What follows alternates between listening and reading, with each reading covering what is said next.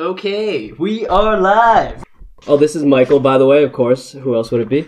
I'm sitting here with Steven Bates, Empty House Man, and today we are going to talk a little bit about his product. This is the second episode of the WoBistDude podcast. What we do here is we try to examine people's experiences and their perspectives, and we do so from a creative platform. So, Steven, thank you for coming here to talk to me. Thanks for having me. It's good to be here. From what I remember, you just went to the UK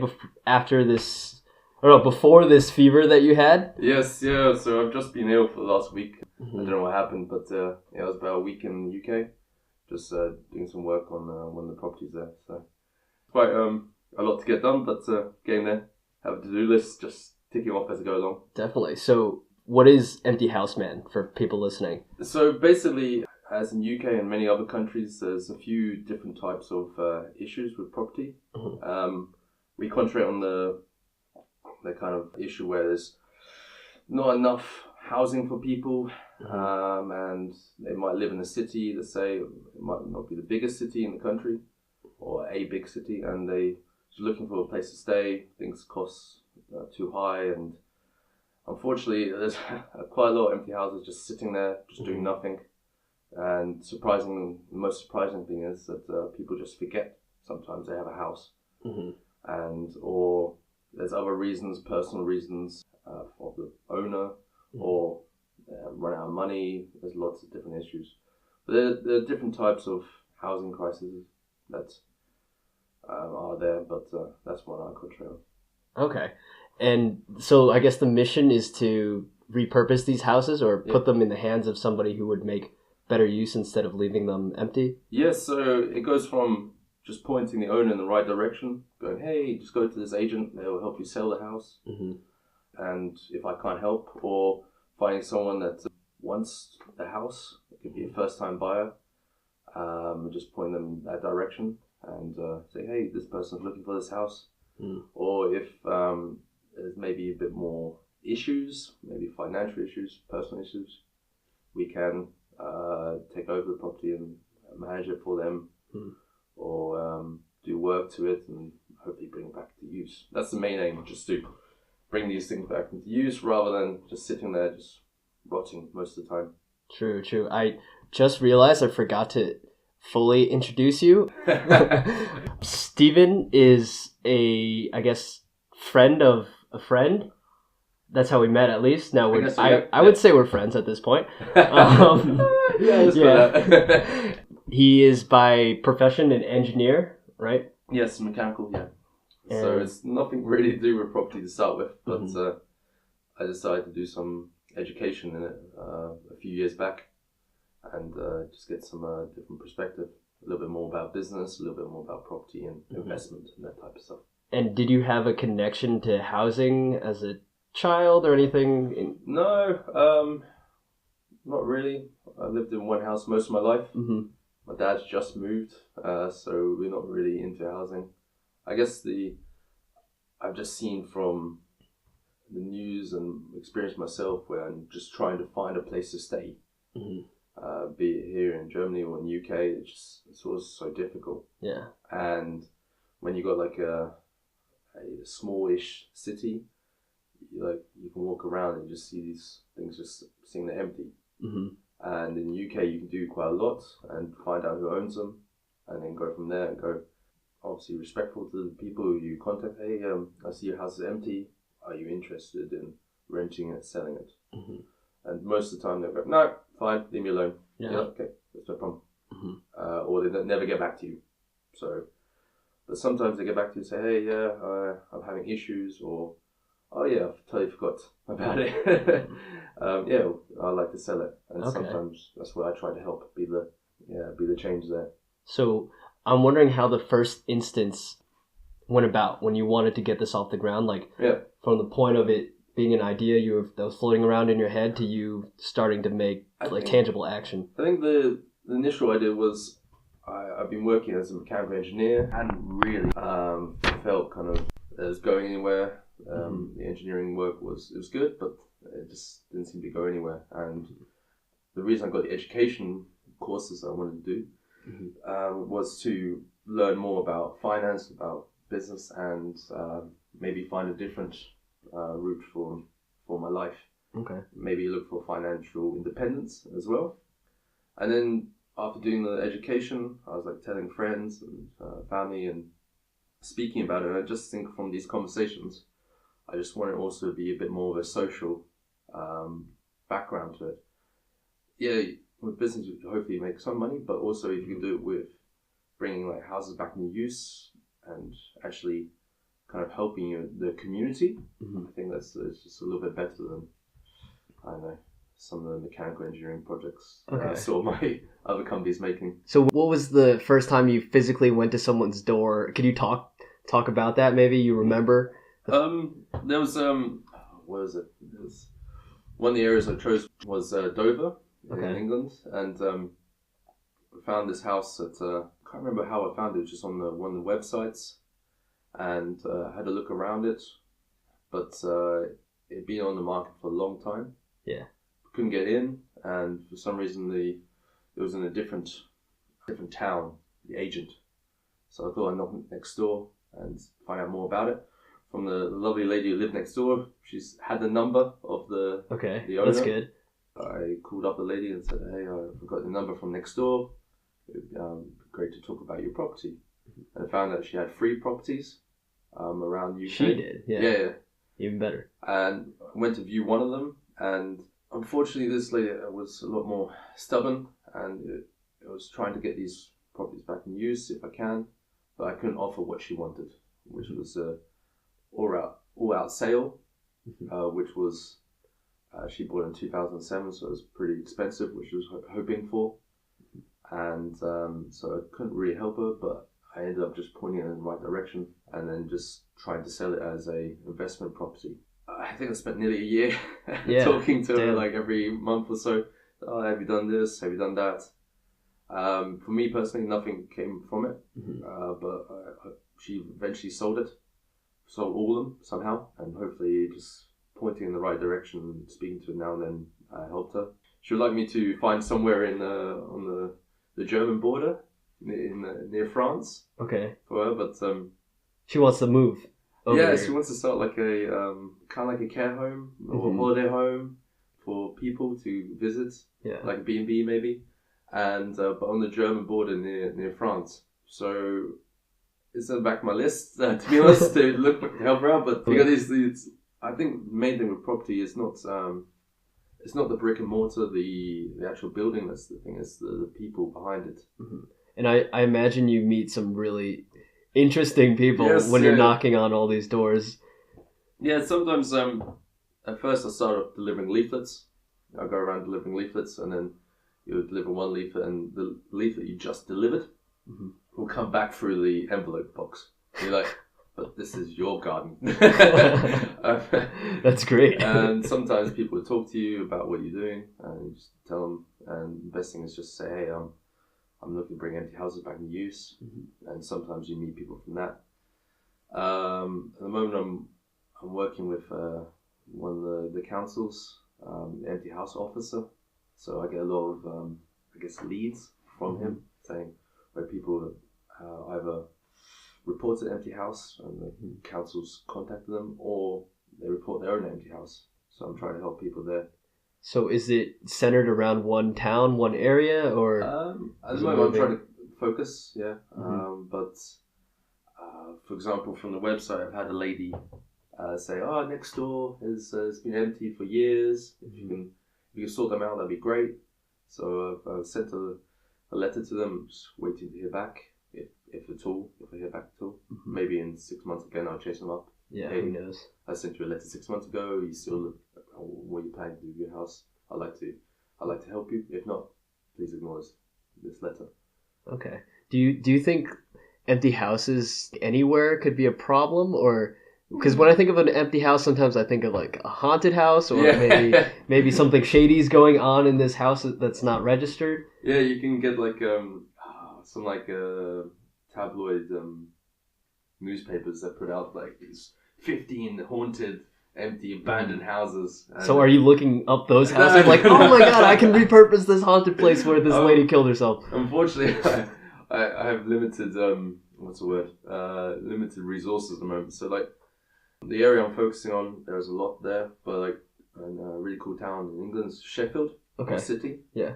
And they have a huge, I think it was an old town hall. It looks amazing. The photos look brilliant.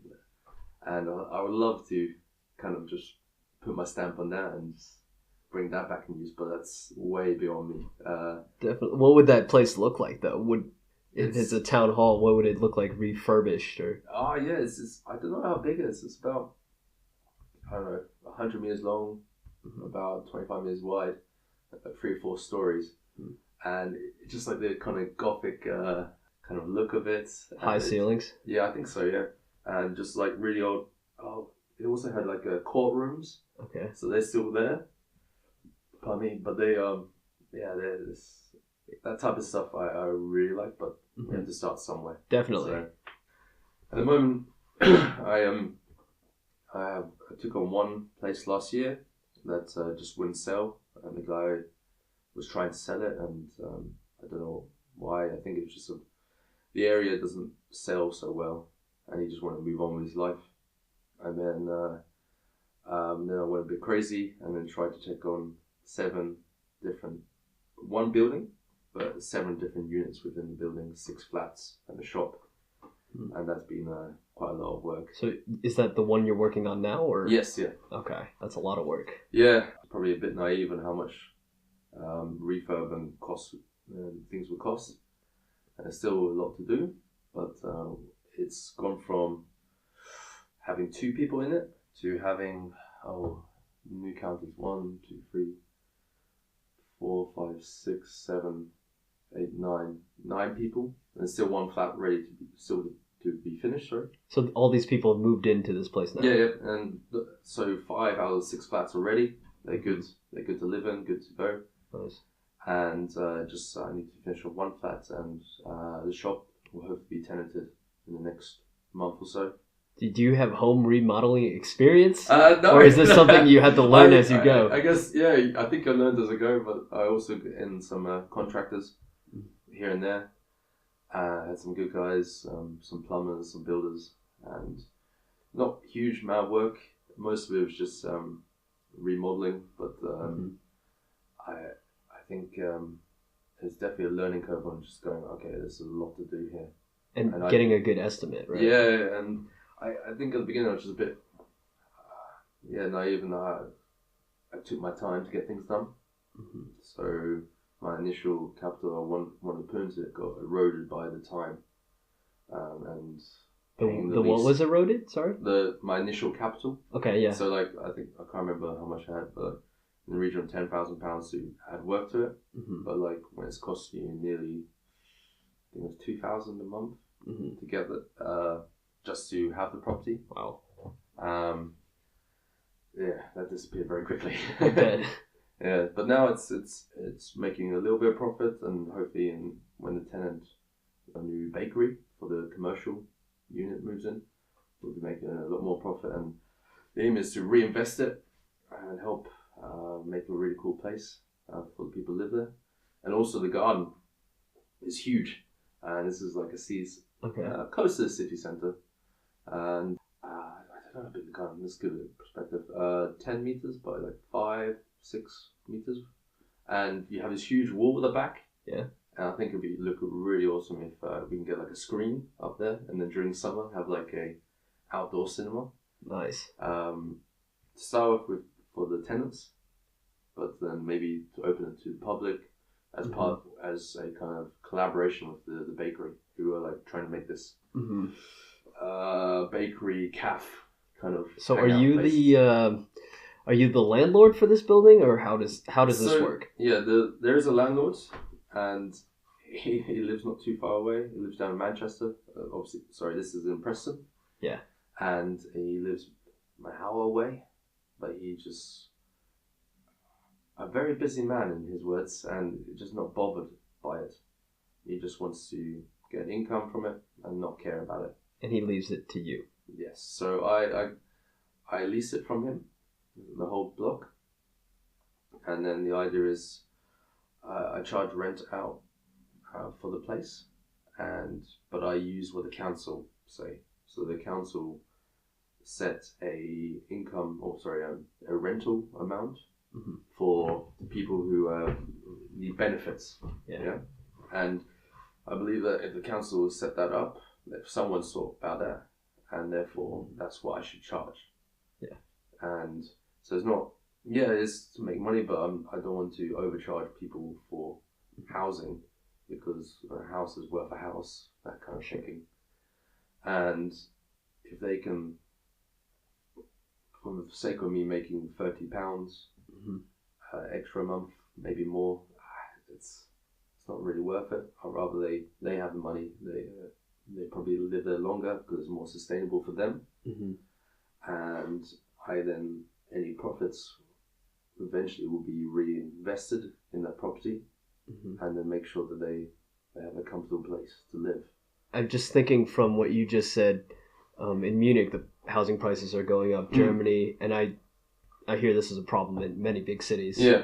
So is that part of addressing this? Part of what you're trying to do? Let's say, for example, London, Munich, New York. They're the really big like international cities. Less so Munich, but their main issue is that you have a crisis of maybe investors with a lot of money, or foreign investors. It could be local investors who buy out places, and because they don't like tenants or want issues with tenants, they just leave the place empty. Even. Yeah. So you get a lot of issues there. I can't really help there. You go to someone who's earning six figures, maybe more. Hey, I'd like to bring your house back into use. I'm Steven. I'd like you to bring your house back to use, so I'll rent it from you and sort it out. And you're like, no, this is just to store money. It's like a commodity. I can't really help there, unfortunately. There sometimes, but yeah, if maybe if it's a landlord who's not using it as to hold money, as a capital kind of vehicle, then you can reason with them and say, hey, you probably just bought this for the capital increase. You just want to pay your mortgage if you have one, or get a little return if they don't, and you don't want any hassle. That's when I can probably help and go in, hey, maybe I can buy it from them if they want to. Sometimes they want it for the capital increase, and then I go, hey, I'll look after it. You get guaranteed rent, and you can call me once a month, or you can call me once a year. It's up to you. It's your choice. Yeah, and I'll look after the place for you. And nice. Yeah, that's the aim, I think, with these ones. It's a little harder, but when prices are increasing, rents are going up, more supply, so therefore bringing empty houses back into use is better. It slows down this kind of increase, hopefully, because if your supply is, I don't know, quick maths, like 100,000 properties, more people living there, prices increase, more demand. You increase supply, but it's only a small in comparison to these big developers who are bringing in maybe 10, 100 units in at a time. So you're focusing more on this individual level. Yes, yeah. I think what I could bring to people is more personal, try to solve their personal issues. It can actually be a personal problem, like attachment to a house. They grew up in their house, they don't want to let go of it. Yeah. Or it can be a financial issue, like if they bought their house during the financial crisis or just before it, 2007, 2008, they would have had a crazy mortgage, overvalued property, and maybe their mortgage they pay now doesn't cover the rent they'll get in. I think you were talking to me about this when we were walking here a few years ago. Example, a lady who had that, she bought it from a property for like 90-odd thousand. It's now worth 68. Yeah. And so her mortgage is close to that. She's paid off a lot, but she has to pay out 400 a month, and the rental, if you go by the council, is 395. She was getting 495 because it's actually a better house, better looking place, nice kitchen, nice bathroom, and so on. The thing is, because UK rules, I can't financially tell her or recommend her What to financial do. products. Yeah. But she has to sort that out herself, point in the right direction, and if she wants my help, I'll gladly help. It seems the deeper you dive in, the more complicated it can become. Every little Everything story is in life different, is like that. Another time, there's this old commercial place, huge commercial place. I can't do it in meters, but like 9,000 square feet. Okay. 2 floors as well. I know about them feats, yeah. Yeah. If anyone's listening at this point, they're probably good with feats. Yeah, I guess, I don't know, isn't the US still the only country in the world that uses imperial for everything? I think so. Maybe somewhere else. I don't know. But yeah, I'm still getting used to this metric system out here. Do you call it imperial? Because I call it imperial. I don't know. We just say our measurement system. Okay. It's America. Yeah, America. Well, I was, when doing engineering, we get some American companies and then you're getting points of an inch. So 1,000th of an inch, you're like, oh, mate. What the fuck are you doing? Yeah. And then you have to calculate all that, right? Yeah. And then you get 1/3 of an inch, like especially like bolts and nuts and screws, and it's just written as 1/8. You're like, let's just calculate this. Okay, it's actually a point something of an inch. Mm-hmm. Okay, now I can use it. It's funny. Nah, there's a lot out there, and for example, if you get a train into Manchester, there's an empty house there. Or empty building, let's say, not empty house, it's more of an empty commercial unit. Mm-hmm. If you go around where we are at the moment, there's 20 different types of housing. Here, empty. Yeah, in Munich. Yeah. Outside of Munich area. Yeah. So, and that's just the areas I've seen. Okay. You also got the houses that are empty but don't look it. So, for example, the bigger cities, London and so on. Mm-hmm. Someone just doesn't attend to whatever's outside. Yeah, there's plenty of those. Yeah, and so I don't know. It's trying to be socially conscious and try to get things sorted in the best way I can, and still take care of the people. Yeah. I wanted to ask you, kind of a switch in gears, but I don't know if I've been really unlucky or lucky, but I've had some of the craziest landlords in the States, and I had one crazy one here. I don't know. Is there anything that you've learned from talking to so many landlords that maybe could give us a glimpse into their perspective or help people, young people who do have problems with their landlords, improve their relationships? I get along with most of my tenants. Mm-hmm. When they moved in, I said I'm going to be doing a lot of work with this place. I want to improve it, make it a better place to live. So I guess they also see me quite a lot because I'm out there working on the shed recently, for example, the garden, fixing bits and pieces that have happened there.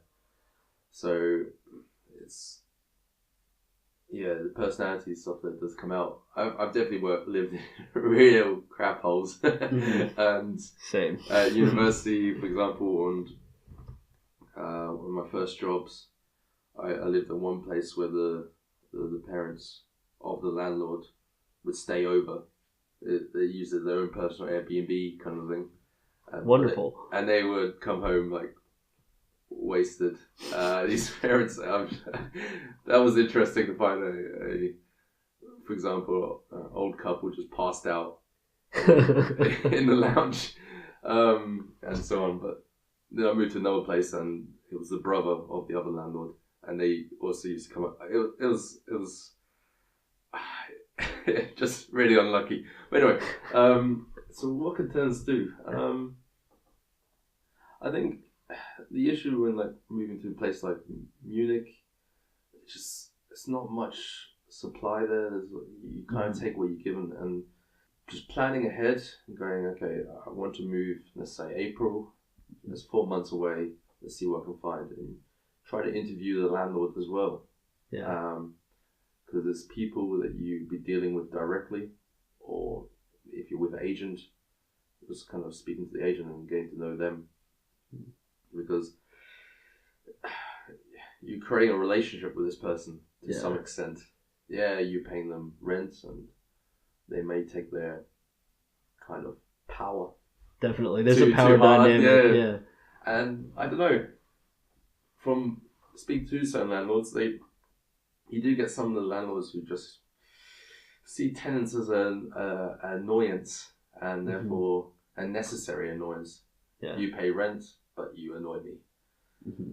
And this is hopefully when you interview and you look around the place that you speak to them as a person and not just speak about the property. Yeah, for you sure. Like go, hey, how long you had this place? For example, what works have you done to this place?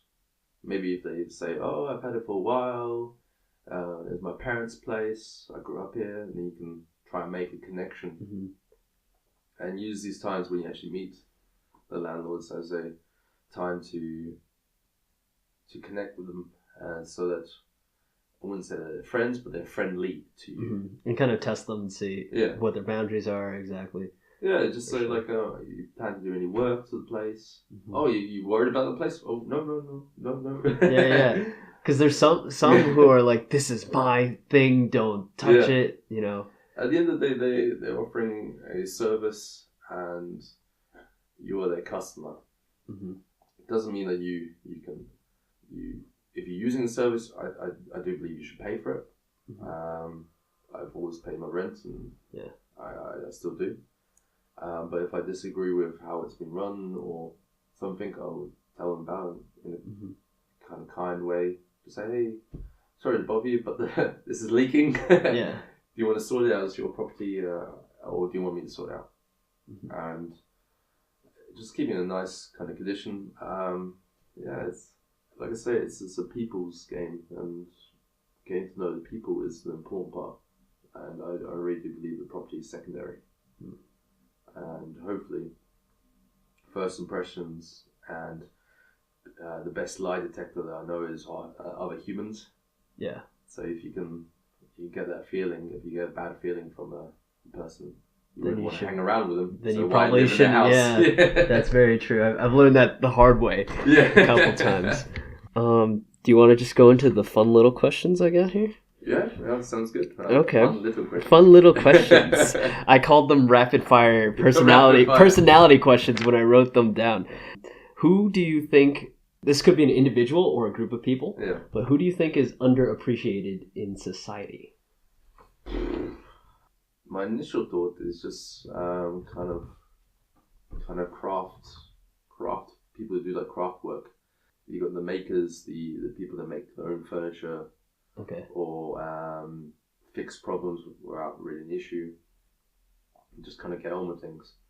Because you got like all the people who want to be creative, they want to make things, yet there's no kind of love for it. And they get paid a pittance because why make furniture when you can buy it from people like IKEA, for like quarter, maybe even 10th of the price, because they're making a huge bulk. I think, and also making things like reusing, like these people who like get like plastic bags and make other bags out of them, who make presents for people, like drawing or creating creative like card art. And I think especially like we're very pushed on business and are you successful and how much money you make, or where you are, if you're a manager of people, rather than, I don't know, I make cards for my friends for their birthdays. It's seen as a unappreciated thing that people do nowadays. Okay, so somebody who makes something. Yeah, I think so, yeah. Okay. So I think everyone's creative and everyone can draw. Maybe not. You don't have to be creative in drawing. You can be creative in music, art, culture. I think when people put time and effort into something, to me, it's a lot more interesting to see than something you can download off. A big manufactured thing. Yeah. So there is a place for that, definitely. I still do it. I still go to IKEA and buy. I consume these products as well. Yeah, but for sure. I know I'm probably a hypocrite there, and I think it would be nice to see more creative things out there. Like these little market stores. There's quite a lot in, especially around Christmas time. Munich now, you get all these like self-made products, and then same in London. You go to loads of these markets, and there's all these self-made. Lots of T-shirts, for example, but there's also other stuff there, other creative outputs that people have given out. Okay, cool. Now I'm gonna go to the other side of the coin and ask what annoys you. What annoys me? Oh, what grinds your gears?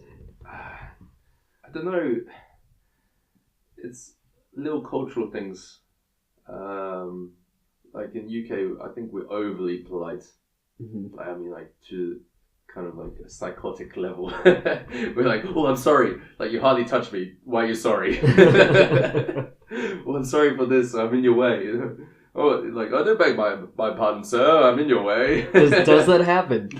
I wouldn't say beg my pardon. Yeah.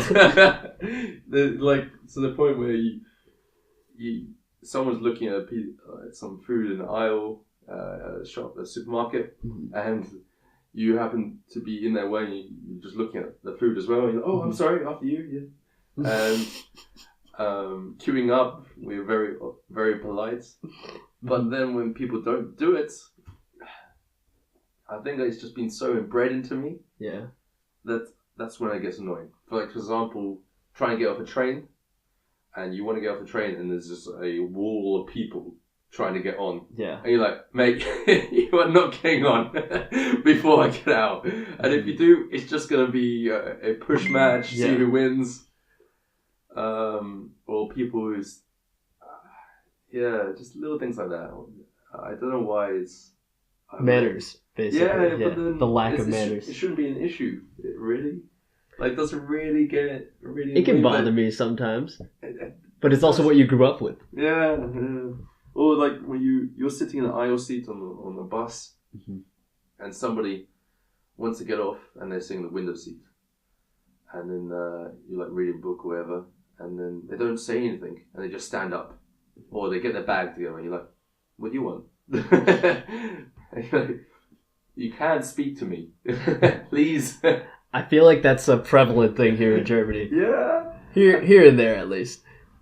You do get it in the UK, definitely, but it's just, I don't know why these little things annoy me. They annoy me at the time, but looking back on them at all, it's not a big deal, it's no issue. At the time, I'm like, what's your issue? Like, I'm reading my book, why are you standing up? Oh, you want to come through? Just speak to me. I am a human. I understand you.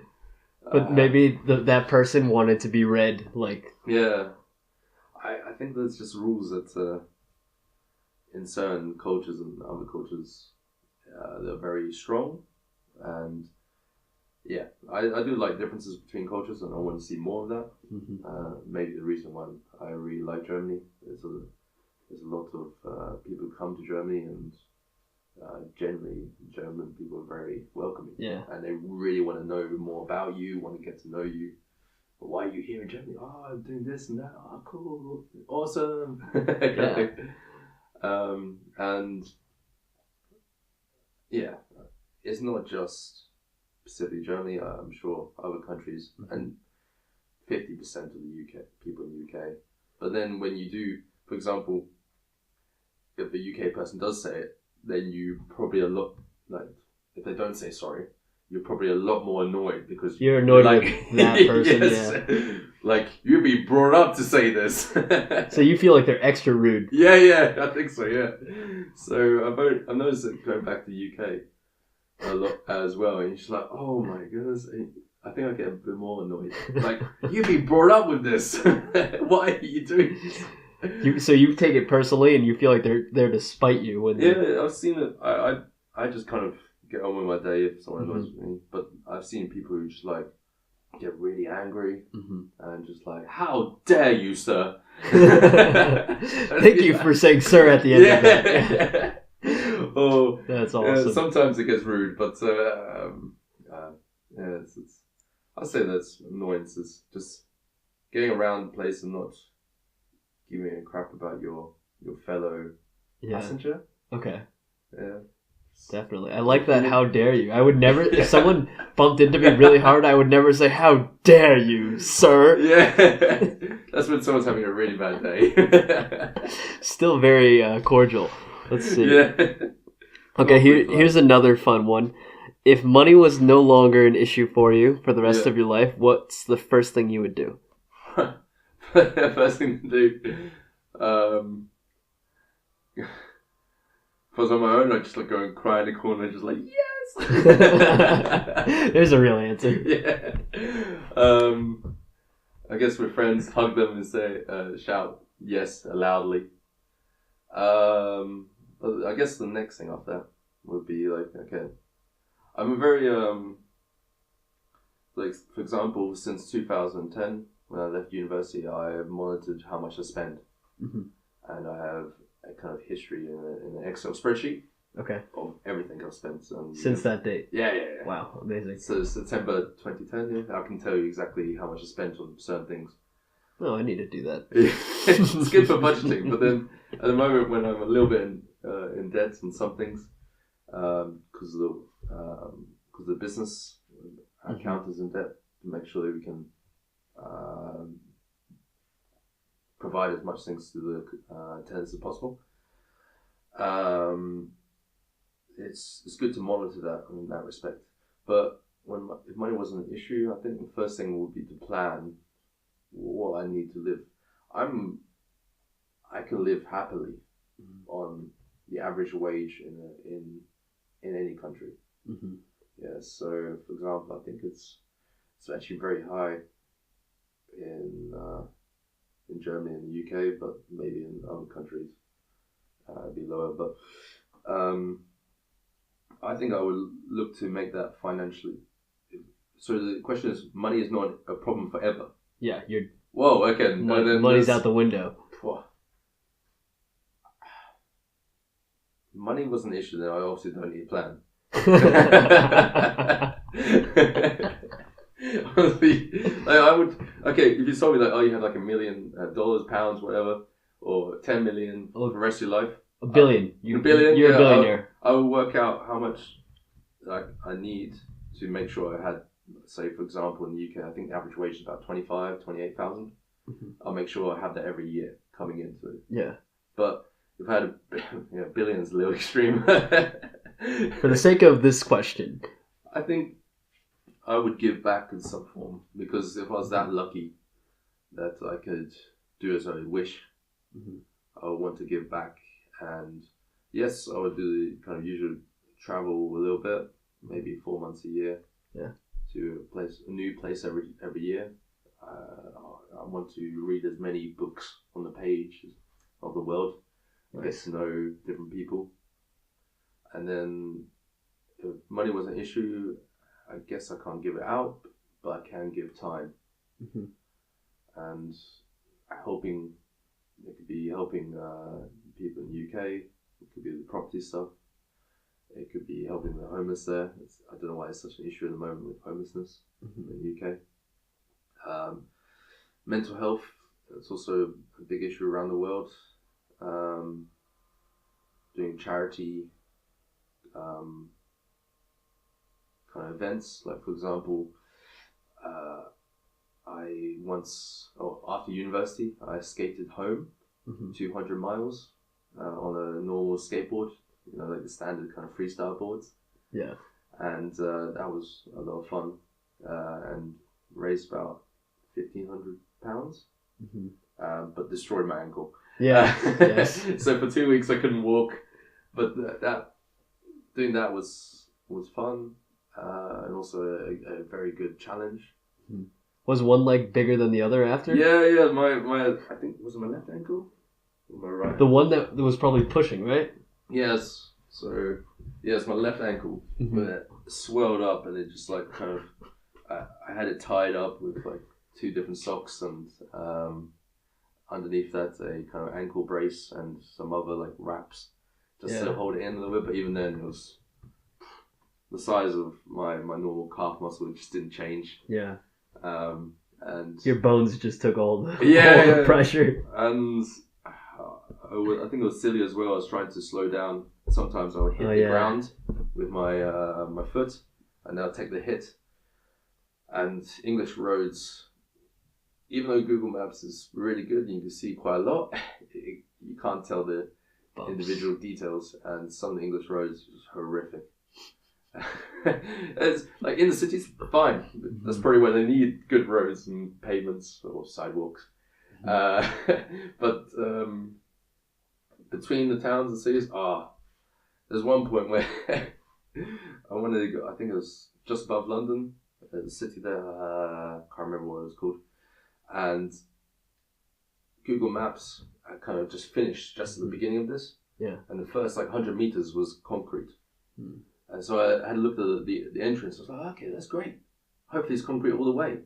And it was 6 miles.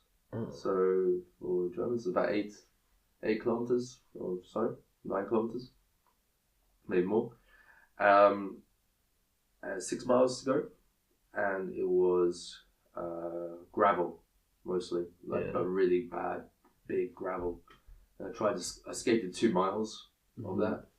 And then I just had to walk. Did you consider a bike halfway through? I considered a lot of options. Taxi, anything to get to the hotel. But because of that, walking rather than skating, I got in I think it was 10 or 11 rather than my planned time of 6, 7 to have dinner. Yeah. So the next day, which is a lot more hard. Wait, how long was the entire trip? 6 days. 6 days. Yeah. And what was the charity for? Or they're now called Bloodwise. Okay. So they're for blood cancers, and So I think at the time they were called leukemia and lymphoma. They're one of the blood cancers charities in the UK. And this was like a solo project. Yes. Yeah. There's one. The solo doing it by myself. I had everything on my bag. In my bag on my back. There we go. I'll get there eventually. Definitely. And I had it all there, and I bought my own food, and some of the hotels were really generous and gave me breakfast. Nice. The first place I went to had fruit, fruit bowl as I arrived. You're very excited about this, yes? Yeah, it was brilliant. Holiday Inn, it was brilliant. And basically, my cousin called up all the hotels on the route and say, "Hey, my cousin's doing this. Will you put him up for a night? And is there a chance to have it free?" And I think all of them. Wow. All of them went, yeah, no problem. We'll do it for one night. That's great. And I think it was only a couple of times. It was just the issue was they were either fully booked or they didn't have a room. So there was no real issues there. So my cousin sorted that out, and then my dad followed me. I think one day, my longest day, I tried to do 45 miles in a day. Oh man! So going around Milton Keynes on a skateboard. Yeah. If you don't know Milton Keynes, it's quite a new city. City, and it has lots of roundabouts. I mean, a crazy amount of roundabouts. So there's times where I thought I was going straight, but there's a slight twist in the road because of the roundabout, and then I ended up going the wrong way. So it was good to have Dad that day. Had a GPS, right? Yeah, he was driving his car, and then I think we had food, and he drove back home, back down south, and then at the finish line, that's when I saw him again. I think it was 3 days later. Well, that was a good response to this question of money. Yeah, forgot the question. I had another question I asked Misha, who's on this first, but what was it? I want you to think of your 3 favorite either books or movies. Yeah. And then tell me what they are and what you think the common thread is between these things. So step 1 is 3 favorite maybe pieces of media or even people. You want them to be linked in a way, yeah. Say them, and then maybe we can work together and find the common thing. Unfortunately, I've never been a huge reader. But I say the best book I ever read was, at first was forced on me, but I really liked it. It's To Kill a Mockingbird. Okay. So I think that also opened me up at the time, opened me up to reading a lot more. My favorite film would be The Matrix. Yeah. I think at the time, because it just blew my mind, and it just wasn't anything like that at the time. And the third, can it be music or? It can be music too. I would say Daft Punk. Daft Punk. Discovery. The first album, I bought it not because of any of the music. No. I bought it because if you watch the videos, you got these anime kind of, I think anime, blue people that are playing in this band, this fictional band. All right. And there was a whole film about it. And so it was an album video. And Interstellar 555, yeah, okay. 4 5s. And you got these blue people, they have this band on their own little world. And then the humans come in and kind of, well, we don't know they're humans first. This kind of alien race comes and kidnaps them, and it happens to be humans, and then make them into this artificial kind of band, like this artificial band that now plays. Is this a music video or? Yeah, this is a whole like album video. Oh wow! And it really caught my imagination. Nice. So yeah, To Kill a Mockingbird is the book, Matrix, the film. I guess the Western film here. And then Discovery, the album by Daft Punk. And do you see any commonalities? I think for me, I'm interested in so much in different parts of the world, and I'm just interested in people, and why I really like To Kill a Mockingbird. The story is, I guess, very sensitive at the time for America and its American history. But it's more the kind of view from a young girl on this. The main character, Scout. Yeah, there we go. A long time since I read it. Same. And I think what I really like, is, my favorite English word is juxtaposition. Yes, I know that. Yes, juxtaposition. When things don't quite fit, things are different. Yeah. And I guess when you're reading a book like that you expect it to be very sensitive to the material, but then it's a very kind of adult theme. But seen through the eyes of a young girl, and how she takes that, and there's a lot of themes going on that maybe any kid couldn't really deal with, and I think that's the juxtaposition, the difference there. What I like about it, I could see a juxtaposition Yeah. in the Matrix as well. Yeah. Neo doesn't quite fit in.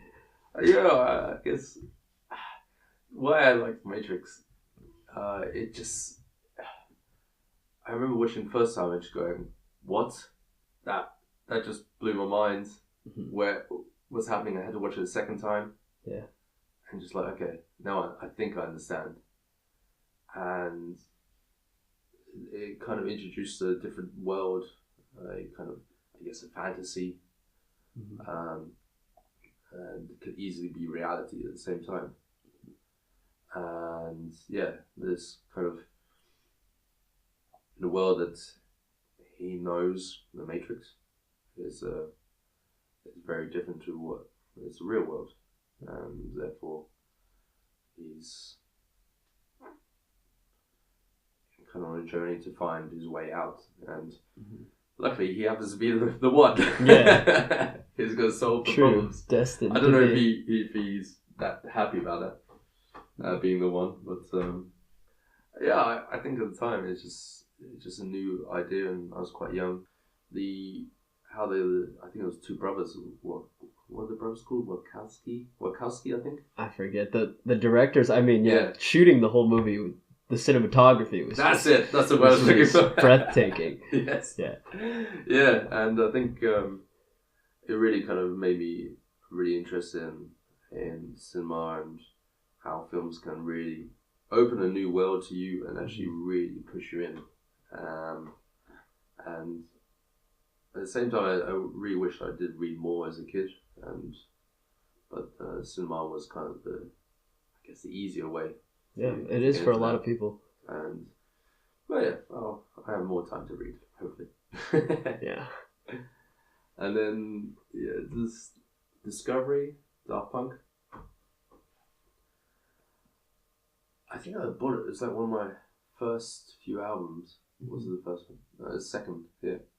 And the fact that I just bought it because of this, the footage, the kind of the album video behind it, and then to find out that actually it's like some timeless songs on there.